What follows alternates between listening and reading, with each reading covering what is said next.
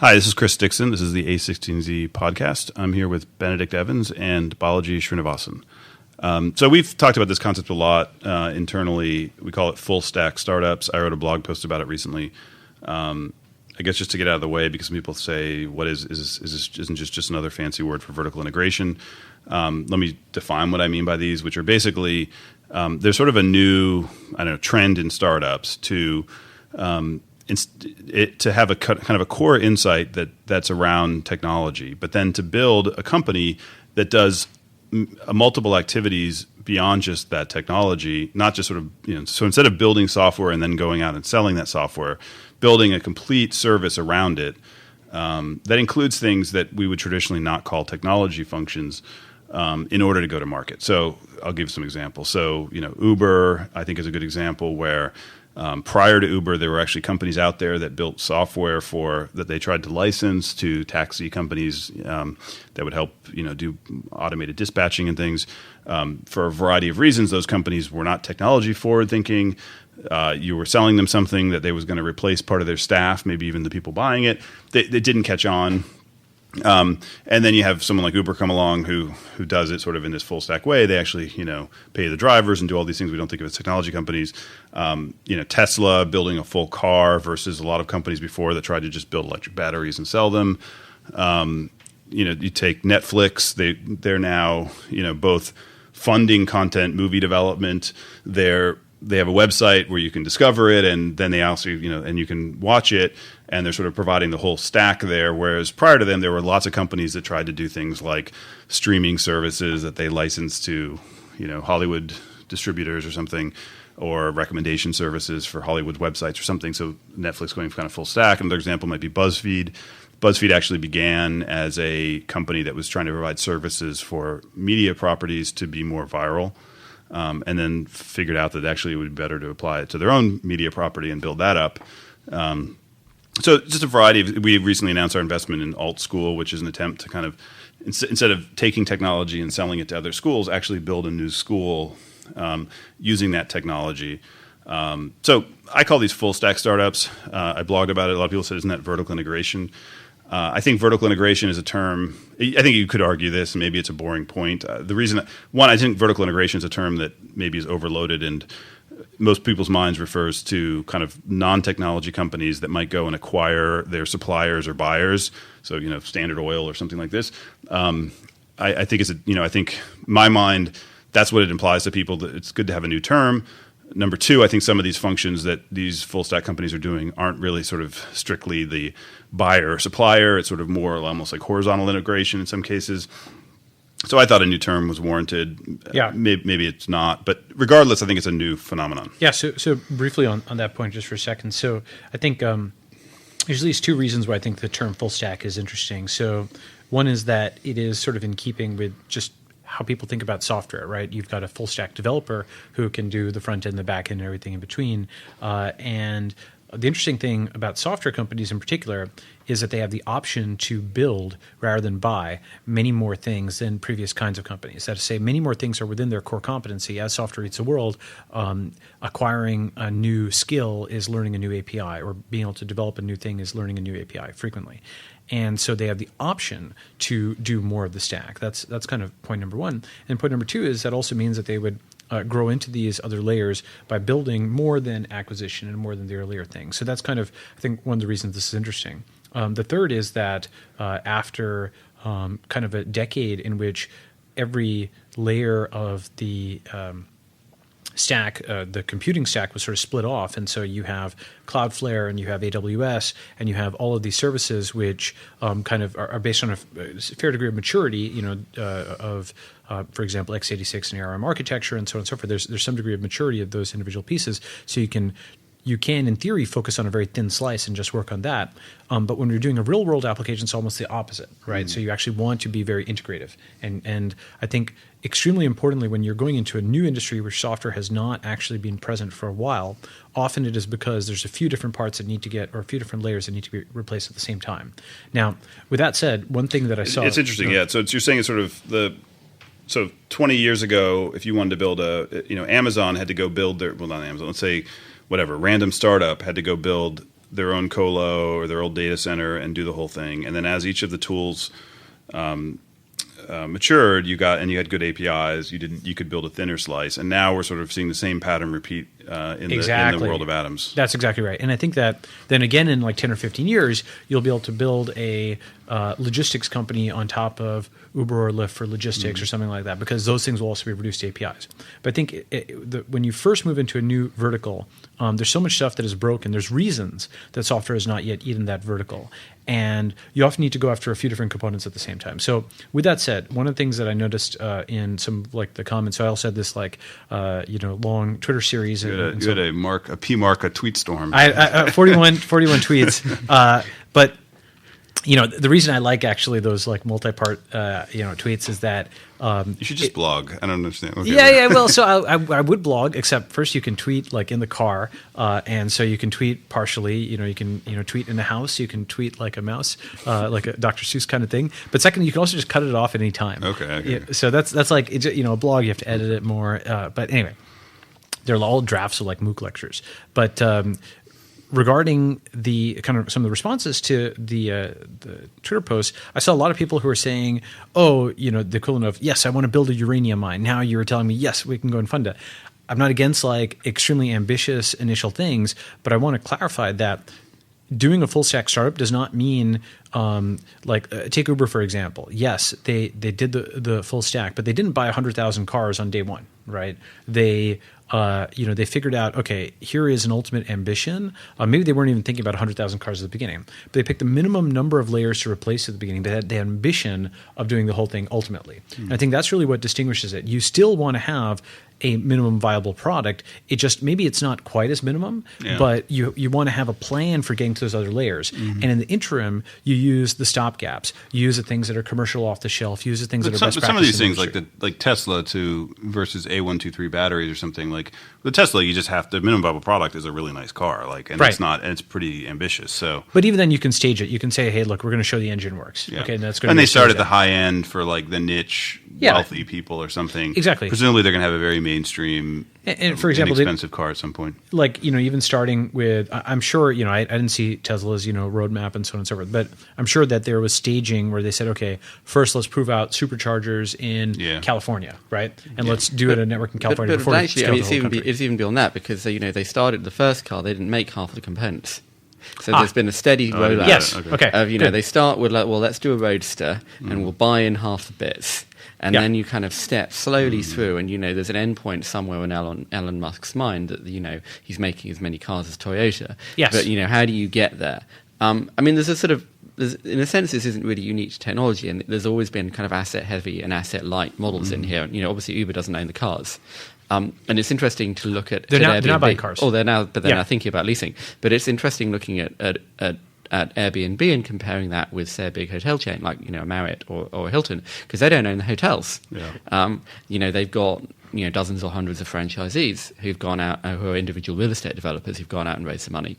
And so there's always that kind of tension of, well, how far into that do you actually need to go? Right. If you look at Apple, we would think of Apple as being the ultimate integrated company, but they don't own any of the factories. They own a few things, but most of the places where iPhones are made, they don't own, and they put capital in, or they own some equipment. And Apple, where do you draw the ownership line? Where do you put the inventory? Where is it held? What can you do? Back to Apple. Apple's the world's biggest SAP installation.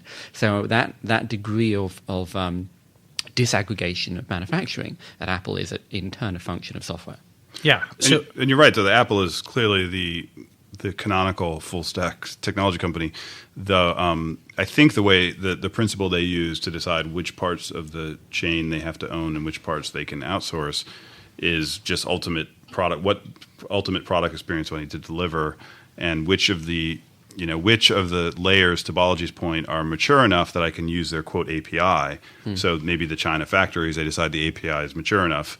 Right. But for the main core processor, that wasn't. Yeah, they brought that mature in. Enough, yeah. So there's kind of a bundling and unbundling thing going on. The thing that you see in media and telecoms is clearly an unbundling of things that were previously bundled, that's enabled by the internet and enabled by smartphones and so on. So you have magazines and newspapers. So, and on the one hand, or data and SMS and voice on the other, getting pulled apart into the component pieces. One of the things I think that's underappreciated about full stack startups in particular is, so why do you need them to move into a new vertical often? Not always, but often. Airbnb, for example, is moving into a new vertical without doing the whole thing, but they're doing probably more of it than other web competitors have gone to. For example, they sent photographers to people's houses and they photographed them, and they were a lot more invasive about that than people were before, and that was an enormous component of making the listings look attractive and so on and so forth. And now they're getting even more invasive, or maybe invasive is not the right term. Let's say they're being more considerate of the full experience by thinking about it as a hospitality experience. They're giving guidelines for their hosts, and they're saying, here's the cleaning staff, and we'll provide cleaning services, and so on and so forth. So, there's, I think the logic of providing a good customer experience often means that full stack. And one of the reasons for that is that if the more layers you can operate, you can propagate feedback from one layer to another. So I'll give two examples I think of a lot. One is so the development of like the MagSafe, cable. As I understand it, because Apple controlled the Genius Bar, they had people who would come in and they would be able to log all the defects that happened with Apple computers, right? And they found that a relatively small number of defects, but with a very high dollar value, were caused by people yanking the computer off the desk. And so they propagated this from the retail level, right, the like highest level of the business, all the way down to the very lowest level of the business, i.e. solid state physics, right, to develop a new device, right, to then sell and propagate all the way back up to this layer that sensed it, right?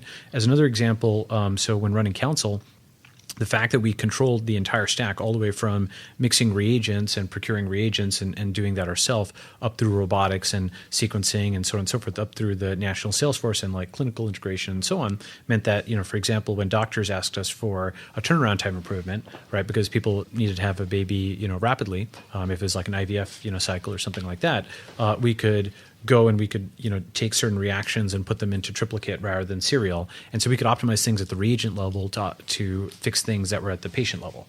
And so like controlling all the layers like that, I think, is very helpful.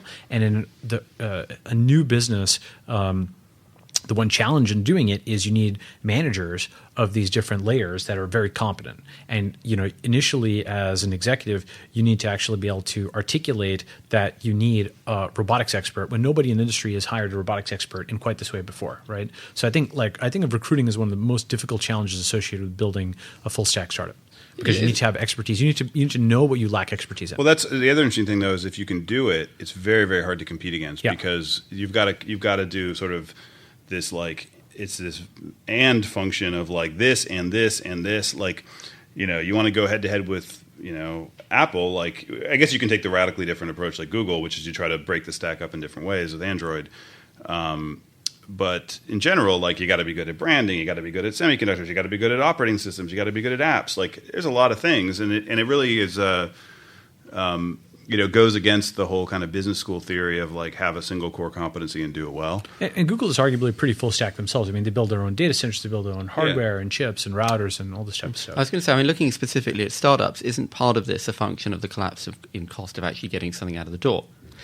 So, you could look at Airbnb or Uber or, any of these companies and say, well, 10 years ago, it would have taken you $100 million just to get the app out of the door. Yeah, right. Today, you can get that out of the door for $5. And so actually things, the amount of capital that you can deploy to spread out in all directions is completely different. Yep. And in parallel with that, just the size of the addressable market now means that it's actually feasible to do something like Airbnb. You could not have done Airbnb 15 years ago. You couldn't have done Uber. Well, and it 15 years ago. affects like our job as VCs.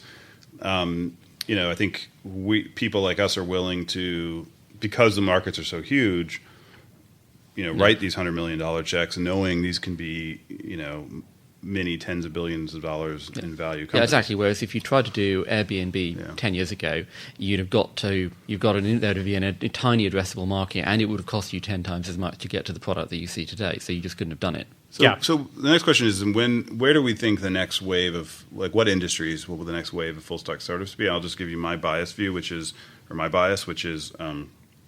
so I think the best lens to look at this through is the Carlota Perez lens of, basically she divides every technology revolution into two phases: the installation phase, which always corresponds with the financial bubble. There's always a crash, and then there's like a long period of the deployment phase where you're kind of then taking the fruits of that technology and deploying it throughout the economy.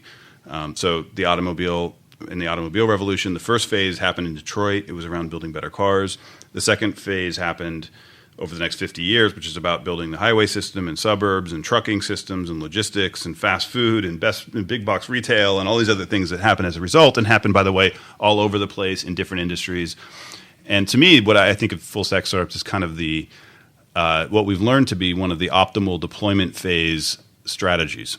Yeah. Now that we're going into healthcare. Healthcare is a very, very complicated industry where you could argue a lot of parts of it have misaligned incentives, have people who are averse to technology.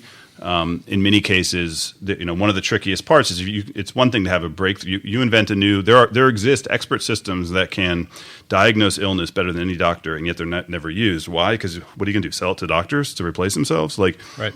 There's all sorts of technologies that just aren't out there now, and I think the full stack approach is the answer. Yeah, I think in particular with healthcare, right, it's an industry where you have third-party payment and fourth-party pricing and fifth-party regulation, in the sense that pricing is set by CPT and regulation is by a number of bodies, and payment is by insurers. And so you have, like, when you're talking to the doctor, there's actually like three other people, maybe four in that room with you effectively, right? The doctor doesn't know the price, you don't know the price, nobody knows the price of anything.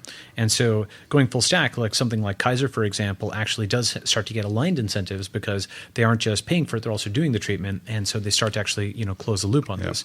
I would say that three industries in particular that are very good candidates for full stack startups are finance, education, healthcare. And these three have a few things in common. First, they're information heavy businesses, which are good for a software approach. Second, they have regulations which can be partially automated in terms of compliance via software internally. Third, they're very large markets. Fourth, we're seeing a lot of entrepreneurs in them. And fifth is they don't require that much in the way of physical components. They're still actually pretty friendly to software. I mean, Alt School is actually building schools, but it's not quite at the same level. I would also say that those three industries are the ones where it's striking how little they have changed. Yeah. In the greatest invention in the history of information delivery, the internet. You would have expected it to have had a major impact on those information-heavy businesses, yet it hasn't. Right. Like, think about the way healthcare is really not that different, or finance, than it was. I mean, yeah, they have online brokers and things like this, but the fundamental structure has not changed in the way, for example, in media is just dramatically different, right? And so I think that, to me, the disparity between those two things, the fact that they're information intensive and the fact that so little has changed, means they are by far the right targets. Now, that said, they're very difficult. I think you refer to them as boss level in the video game. Like, this is the tough one. Yeah. Where, this is the big scary dragon that you have to, fight on the last level. Yeah, I think so. I mean, so what would be I think a relatively, so finance, education, healthcare, I think are quite difficult. I think that's about the level of sector that we can take on right now. I would say that what I think of as probably infeasible right now is nuclear power plant, right? Yeah. Like energy and transportation, like aviation, like at the level like a Boeing or something like that. Very large physical businesses are still not, I think, good candidates for this right now. I mean, there's obviously exceptions. You've got your, Musks, and you've got people who are doing interesting things with drones and so on and so forth. But generally speaking, I think that right sweet spot is finance, education, healthcare, things in that area.